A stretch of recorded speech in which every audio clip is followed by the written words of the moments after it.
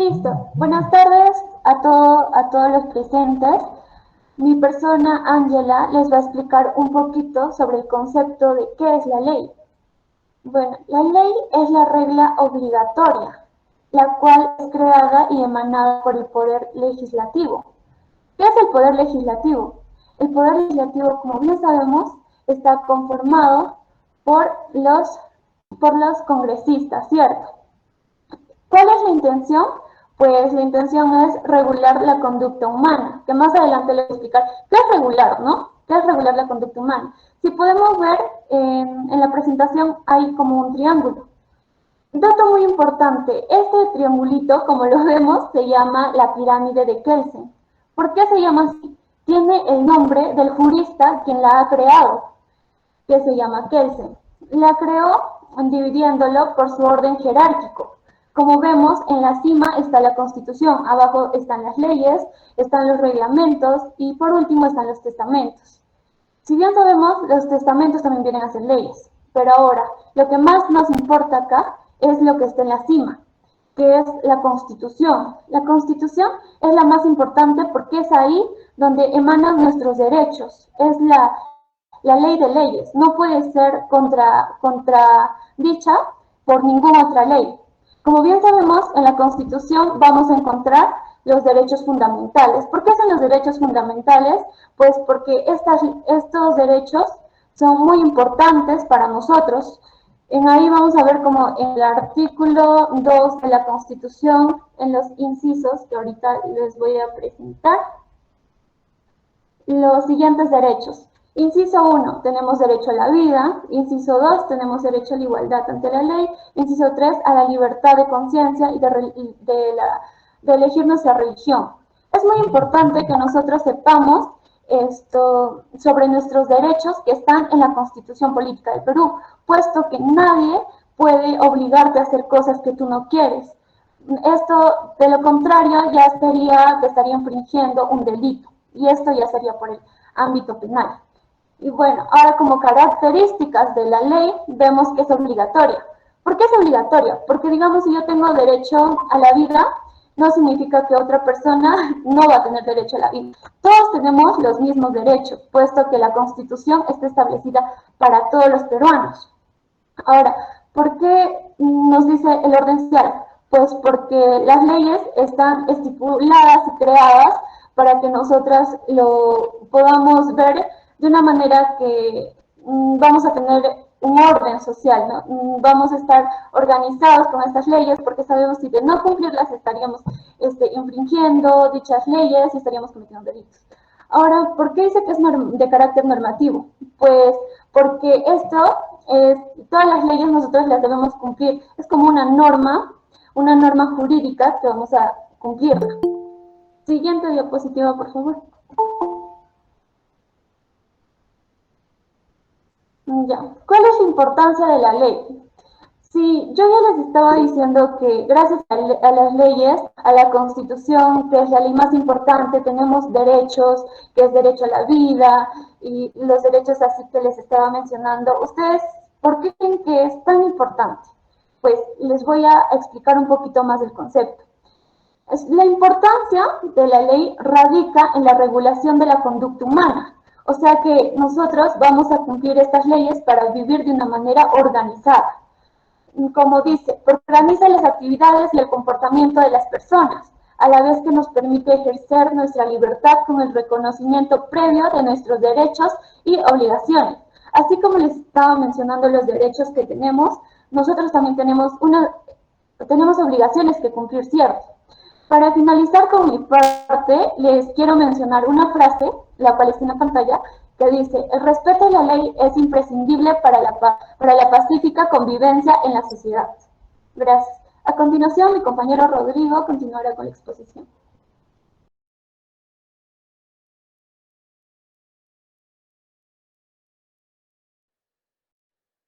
Bueno, como lo dijo nuestra compañera, recordando, la ley es importante. Si no tuviéramos una ley, prácticamente estaríamos en una anarquía, ya que esto nos va a ayudar a lo que es el orden social, como lo dijo. Incluso su colegio tiene normas de convivencia, El hecho, por ejemplo, de no tener celulares durante el examen, el hecho de formarse cada mañana en el patio, en el caso de que tengan clases presenciales, son normas, son reglas que pone su colegio que ustedes deben de respetar.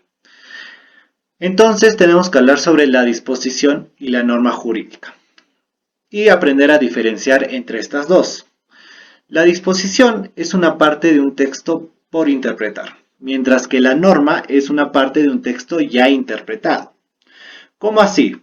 Por ejemplo, tenemos un texto, un escrito, un documento.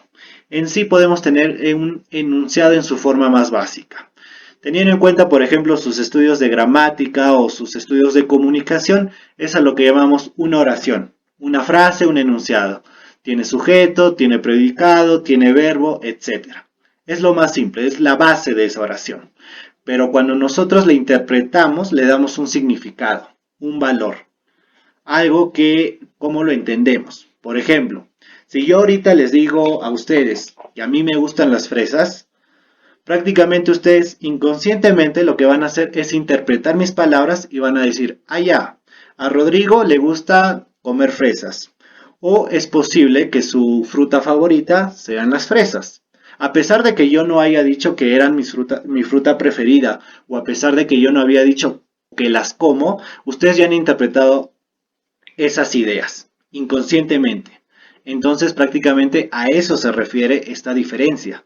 Mientras que, por ejemplo, el enunciado "me gustan las fresas" en su forma más básica es una simple oración que tiene gramática, que tiene letras, que tiene un objetivo de comunicar una idea, lo que hace en este caso la norma jurídica es la interpretación. Es la interpretación de ese enunciado y nosotros cómo lo comprendemos, ese significado y ese valor que le damos. Para que me entiendan mejor, vamos a pasar a los siguientes ejemplos. Siguiente diapositiva. Por ejemplo, ¿quién no ha visto cuando va a un restaurante la señal que pueden ver en la pantalla? La de un perro con el signo de prohibido. Y en este caso, prácticamente esa señal puede decir, acá está prohibido el pase a los animales, puesto que es un restaurante. Pero digamos que en una señal nos dice prohibido el ingreso de perros y nos presentan la siguiente imagen. Uno, obviamente, podría en este caso interpretarlo de dos maneras. Una manera podría decir, ah ya, me está diciendo que está prohibido el ingreso de los perros, pero no me está diciendo que está prohibido el ingreso de otros animales. Lo cual significa es que yo puedo ir con mi gato, puedo ir con mi hámster, puedo ir con mi vicuña, puedo ir con un oso o puedo ir con un pez y no me van a negar la entrada al restaurante porque en esa señal solo dice prohibido el ingreso de perros. Pero si nos ponemos a pensar y usar un poco de lógica, podemos determinar que tal vez la persona que ha escrito ese letrero se olvidó, se confundió o prácticamente generalizó a todos los animales con la palabra perro. Y lo que en realidad quería decir, lo que en realidad quería comunicar a las demás personas, era que todos los demás animales también están prohibidos. En este caso, esa señal, a pesar de que dice prohibido el ingreso de perros, podemos interpretarlo de las dos maneras. O que los demás animales sí están permitidos, o que perros generaliza a todos los animales y por ende en ese restaurante no podemos entrar con ningún otro animal. Entonces vemos cómo cambia la interpretación, cómo dependiendo de cómo le damos ese valor a ese enunciado, a esa oración, desde el punto de vista de cualquier persona, la interpretación puede cambiar. Entonces, la interpretación va a ser un elemento que va a diferenciar una disposición de una norma jurídica. Entonces, la disposición, como les digo, es la oración en su estado más simple. Es prácticamente un conjunto de palabras con reglas gramaticales, etc. Mientras que la norma ya es el significado que nosotros le vamos a dar mediante nuestra propia interpretación. Entonces, en este caso, la interpretación también es muy importante porque va a determinar la forma en que entendemos una norma, una ley y de cómo la aplicamos. Por ejemplo, tenemos el derecho a la vida. Todos hemos escuchado sobre el derecho a la vida y lo más probable es que ustedes también lo hayan escuchado en clases, en sus cursos de historia, sociales, entre otros cursos. Pero, ¿qué es la vida? Si nos ponemos a pensar. El derecho a la vida es tener simplemente aire en los pulmones, que nuestro corazón palpite, que podamos despertarnos cada mañana y decir, ah, mira, me siento vivo. ¿Es simplemente eso o hay un significado mucho más amplio, mucho más complejo? Para entender a lo que me refiero, pongamos el siguiente ejemplo. Imaginemos que uno de sus compañeros, llamado José, por ejemplo, José es un chico que le encanta jugar fútbol, pero un día se le escapa el balón a la pista y por su imprudencia y por la imprudencia de otro chofer, Pedro, o en este caso José, termina atropellado. Por tal accidente, en este caso, termina obviamente en un estado crítico y por ende termina en una cama de por vida. O puede darse el caso de que otra persona por una enfermedad también termine en la cama de por vida. Y sin importar qué cosa haga, no hay un remedio o no hay una cura para su enfermedad o para su accidente. Entonces, en este caso, José o otro sujeto va a estar varado en la cama sin importar qué. Va a depender de los cuidados de una madre, va a depender de los cuidados de una madre, de un padre, va a tener que depender de sus hermanos, de otros amigos, de médicos para que pueda ser alimentado, para que pueda, por ejemplo, para que pueda hablar, para que puedan bañarlo, para que puedan llevarlo de un lugar a otro. En otras palabras, José está postrado de por vida en una cama y no puede hacer nada. Pero tiene aire en sus pulmones y su corazón funciona. Ahora la pregunta es, ¿eso es vida? ¿Simplemente el hecho de poder respirar y de poder saber que tu corazón está palpitando? ¿O en este caso le podemos dar otro significado a lo que es el derecho a la vida? Que en este caso podría ser disfrutar de la vida misma, tener la facultad de tomar tus propias decisiones o de tener tu propio proyecto de vida. Por ejemplo, todos nosotros ahorita tenemos un proyecto de vida o estamos en la creación de este. Muchos de ustedes ahorita prácticamente en su proyecto puede decir, yo cuando termine la secundaria quiero casarme, quiero tener una familia, quiero tener mis hijos y quiero hacer mi propio negocio. Otros podrán tomar la decisión, no, yo quiero ir a la universidad y estudiar derecho, estudiar arquitectura, estudiar medicina.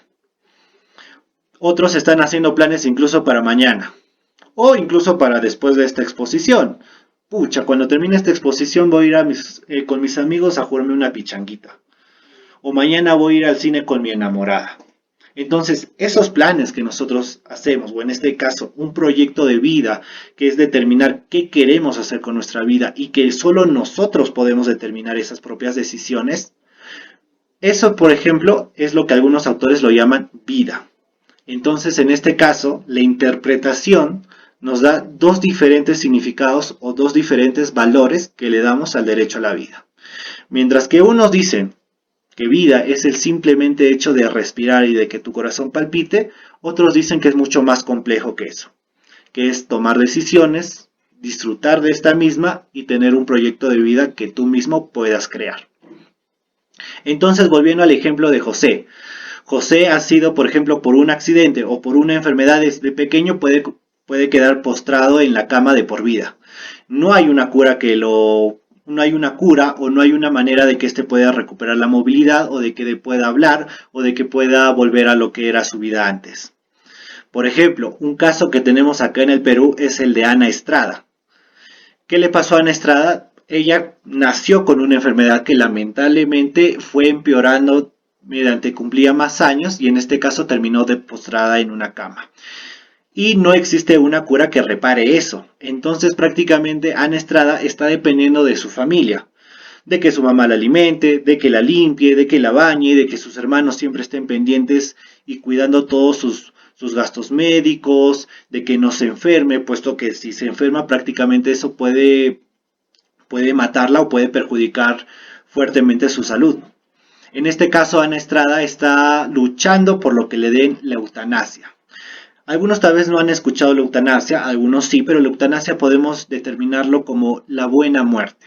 En este caso es una facultad que tiene alguien para decidir cuándo morir, para morir con honor.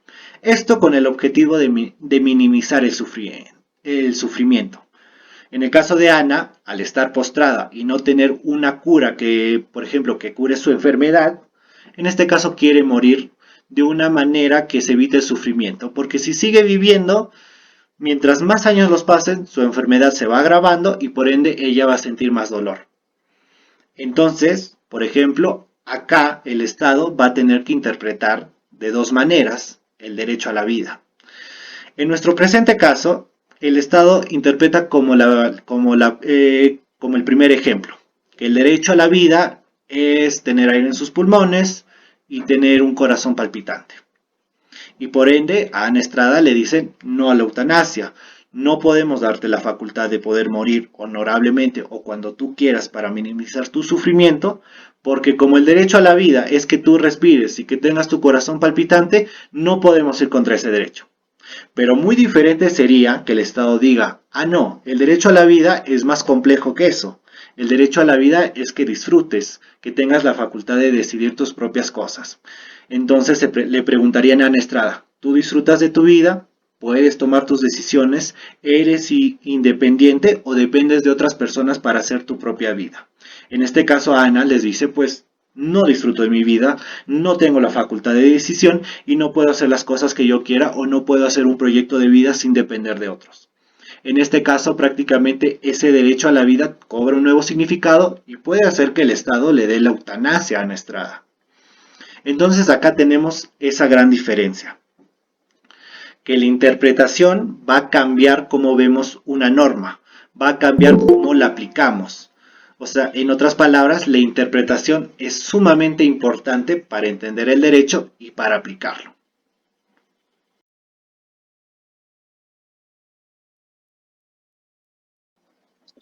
Bien, continuemos con lo que es el impacto de la norma jurídica en la sociedad. Primero tenemos que tener en cuenta que la norma jurídica, y como ya lo mencionó Rodrigo, es un mandato de derecho que busca regular la conducta en la sociedad humana. Este tiene la regla que impone a cada ciudadano, es decir, derechos y deberes. Como derecho tenemos derecho a la educación que cada uno está ejerciendo, y como deber tenemos decir satisfactoriamente. También tenemos que tener en cuenta que la sociedad es un conjunto de individuos que se relacionan entre sí de acuerdo a ciertas normas ya establecidas. Teniendo en cuenta más definiciones, podemos decir que la norma jurídica confiere derechos e impone deberes a los individuos de la sociedad.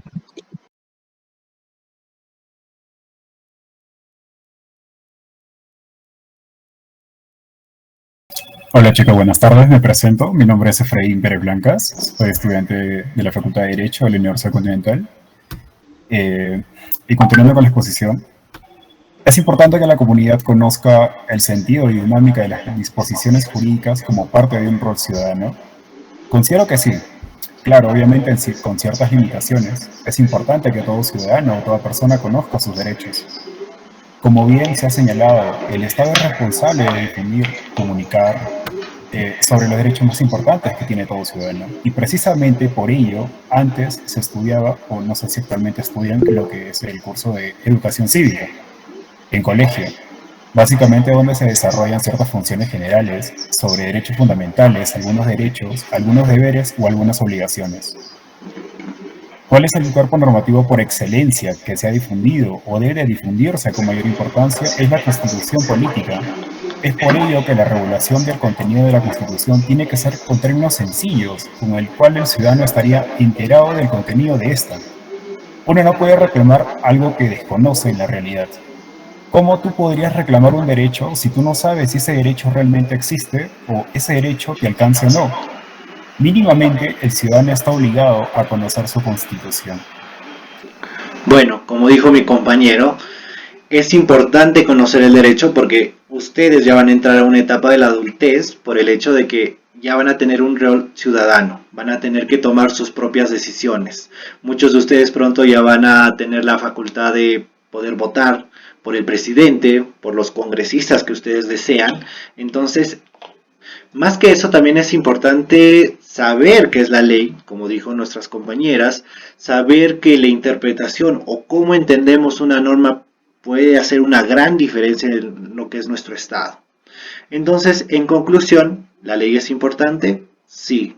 ¿Deben de conocer por lo menos, principalmente, la Constitución? Sí, porque como dijo mi compañero, para que ustedes puedan o tengan la facultad de exigir uno de sus derechos, tienen que conocer ese derecho. Entonces, es importante, ustedes van a cumplir un rol ciudadano en el futuro y es necesario que sepan un poco más de estas cosas.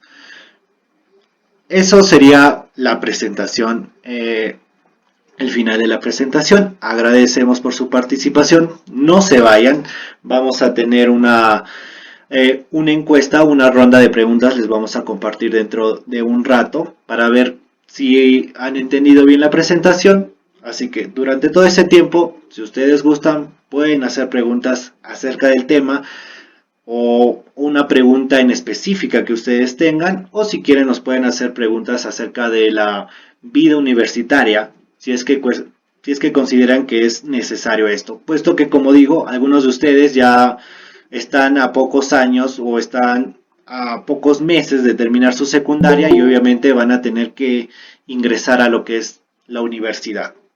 Si tienen alguna pregunta, por favor, sean libres de preguntar.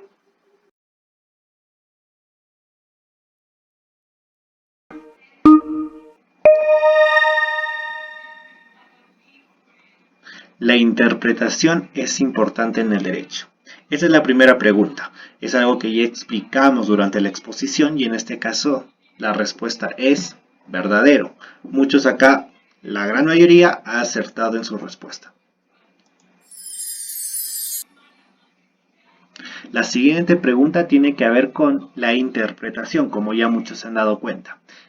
En esta nos dice, interprete de la mejor manera. En la cartelera del cine aparece la señal mostrada al lado de una película. Hay que tener en cuenta que nos aparece este cartel. No nos dice más o no nos presentan un texto o una oración debajo de este cartel, así que con esta imagen ya tenemos que hacer una interpretación. Y en este caso nos dice que hay que interpretar de la mejor manera. Tenemos las 4 respuestas posibles. La película solo puede verse por personas mayores de 18 años. La película está permitida para personas con más de 18 meses de edad. La película dura más de 18 minutos y es apta para todos. O la película está permitida para personas con menos de 18 años. Si vemos el cartel, podemos darnos cuenta que hay un 18 y un signo de más. En este caso significa que tiene que ser mayor a algo. Y si usamos la razón, este signo tiene que ver con que una película es para mayores de 18 años, no como la segunda que nos dice con más de 18 meses de edad o la tercera que nos dice más de 18 minutos. Así que en este caso podemos decir que la respuesta es la número 1. La película solo puede verse por personas mayores de 18 años. Muchos han contestado esta pregunta correctamente. La tercera pregunta nos dice, ¿el infringir la norma tiene como consecuencia una infracción? ¿Verdadero o falso? Como nuestra compañera ya nos explicó anteriormente, la norma o la ley lo que busca es controlar a la sociedad, regular sus conductas, evitar que haya delitos, crímenes, que haya un orden social. Entonces sí, si tú infliges la norma, obviamente esta tendrá una consecuencia, un castigo, una sanción o una infracción. Esta pregunta todos lo han contestado correctamente. La cuarta pregunta también es un caso de interpretación. Nos dice, en el siguiente caso, interprete de la mejor manera. En un restaurante ponen la señal que dice, prohibido fumar cuando esté comiendo. Como ya nos dice, hay que interpretar de la mejor manera y ver cuál es la mejor de las 4 respuestas posibles. La primera nos dice, a pesar de que los demás coman, si yo no estoy comiendo, puedo fumar. La segunda es, puedo fumar cuando me dé la gana. Mientras que no pida nada para comer, puedo fumar. O la cuarta que dice, no debo de fumar en el restaurante puesto que es exclusivo para comer. La señal nos dice prohibido fumar cuando esté comiendo. Algunos pueden interpretarlo, que mientras que no esté comiendo, sí puedo fumar. Pero como nos dice que que hay que interpretar de la mejor manera, por ende nuestra respuesta sería la cuarta. No debo de fumar en el restaurante puesto que es exclusivo para comer. Entonces descartaríamos las tres anteriores, que nos dice que a pesar de que los demás coman, si yo no como puedo fumar, de que puedo fumar cuando me dé la gana, o mientras que no pida nada para comer, puedo fumar. Esas tres quedan descartadas y la última es la cuarta. Algunos han llegado a confundir en esta respuesta, pero recuerden, hay que interpretar en ese caso de la mejor manera. 5. La norma jurídica es una regla que se le impone a solo algunos ciudadanos, a ningún ciudadano o a todos los ciudadanos. Nuestra compañera ya nos expuso que la norma jurídica es una regla que se le debe de dar a una sociedad y una sociedad cuenta con todos los ciudadanos que pertenecen a esta. Entonces la respuesta es todos los ciudadanos. La pregunta número 6 es para completar. La norma jurídica confiere e impone a los individuos en este caso, la norma jurídica confiere, da, ¿qué es lo que da? Obviamente, derechos. E impone lo que son deberes, obligaciones o derechos. En este caso, como ya hemos utilizado que nos confiere derechos, entonces lo que va a imponer son deberes a los individuos de la sociedad, capital o comunidad. En este caso, como ya sabemos, es sociedad. La pregunta número 7 nos dice, ¿a qué relacionamos una disposición jurídica?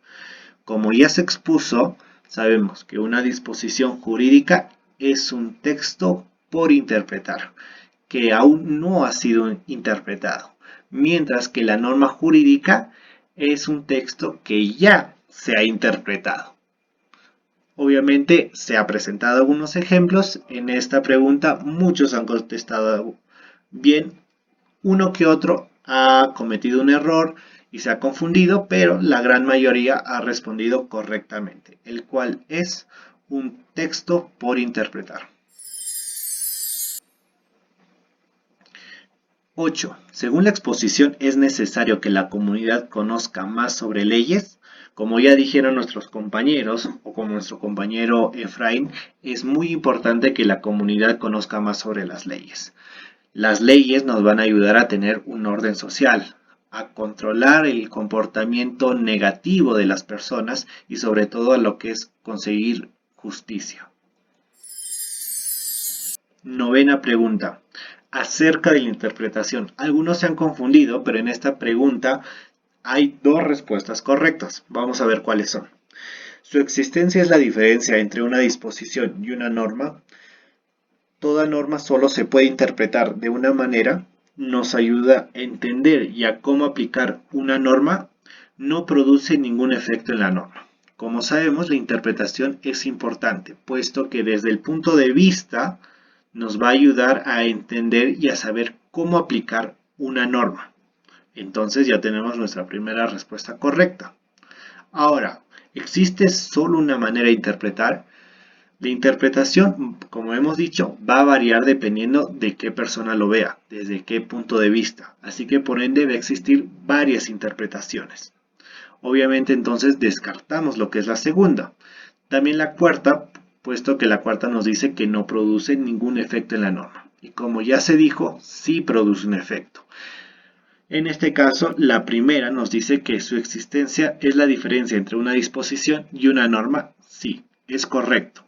Como ya hemos dicho, una disposición es un texto por interpretar, que aún no ha sido interpretado, mientras que una norma es un texto que ya se ha interpretado. Entonces la interpretación pasa a ser a una diferencia entre la disposición y la norma. Entonces nuestras dos respuestas son estas dos. La pregunta número 10 nos dice, la ley no regula la conducta humana. En esta pregunta todos han contestado correctamente, pero vamos a resolverla. Como ya dijo nuestra compañera, la ley sirve como para buscar un control social, para buscar justicia, para regular la conducta humana. puesto que la ley nos va a imponer sanciones, nos va a imponer reglas que nosotros necesitamos seguir o necesitamos conocer. Así que en este caso la ley sí regula la conducta humana, por ende el siguiente enunciado es falso. 11ª pregunta. Elija las características de la ley. Nuestra compañera ya nos habló en las primeras diapositivas sobre qué es la ley. Las posibles respuestas son control social y prescindible, ninguna de las anteriores, obligatoria y normativa o voluntaria y normativa. Una de las características de la ley es el control social. Sí, busca el control social, pero ¿es prescindible? No, no es prescindible. Luego tenemos la cuarta que nos dice que es voluntaria y normativa. ¿Es normativa? Sí, pero no voluntaria. Voluntaria significa que el que quiere puede seguirla, y en este caso la ley, como hemos dicho, es para todos y todos tienen que cumplirla. No es una cuestión de que si yo quiero o no quiero respeto la ley o no lo hago. En este caso se debe de respetar la ley porque vivimos en esa sociedad y necesitamos comportarnos, necesitamos seguir algunas reglas. Entonces, por ende, la respuesta correcta sería la tercera. Es obligatoria y normativa. La 12ª pregunta, y la última, nos habla sobre si existe una pirámide que jerarquiza la importancia de las normas. Nuestra compañera ya explicó esto durante la exposición, y sí existe una pirámide que jerarquiza la importancia de las normas, que en este caso es la famosa pirámide de Kelsen, que como ya hemos visto, tiene como cúspide lo que es la Constitución, que tiene que ver con los derechos fundamentales, con los derechos humanos, los cuales van a regir y van a servir como una limitación a las demás normas. Así que, por ende, es verdadero. En esta pregunta todos han contestado correctamente.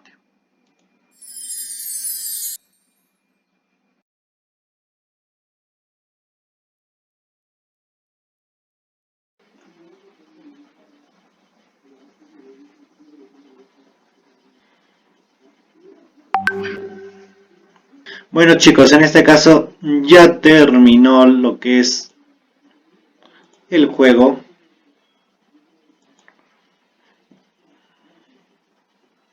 A ver, entre los ganadores tenemos a Angeli Mari Carmen, felicidades. En segundo lugar tenemos a Vázquez Enríquez y a Brenda. Les agradecemos de nuevo por habernos escuchado durante toda nuestra exposición, a mí y a mis compañeros. Les agradecemos por haber participado en esta ronda de preguntas para saber qué también han aprendido sobre el tema. De nuevo, felicitaciones a las estudiantes Angelín Mari Carmen, Vázquez Enrique Esmeralda y Brenda por ser las 3 estudiantes de conseguir la mayor puntuación y por ende conseguir el mayor número de aciertos a las preguntas realizadas. De nuevo, muchas gracias por su atención y muchísimas gracias por su tiempo.